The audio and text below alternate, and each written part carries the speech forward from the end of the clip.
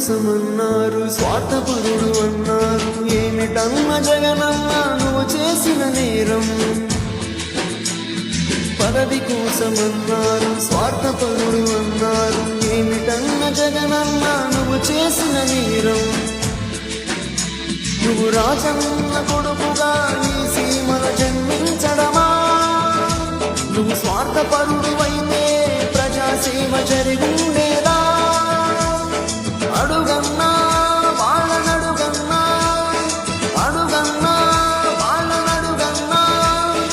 ఎందుకయ్య మౌనం మరెందుకయ్య ఆలస్యం?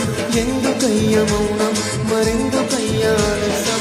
కదలిరా కదలిరా జగనన్నా, మా జగనన్నా.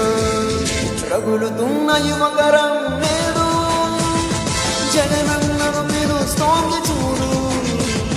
రగులుతున్న యువకరం నేడు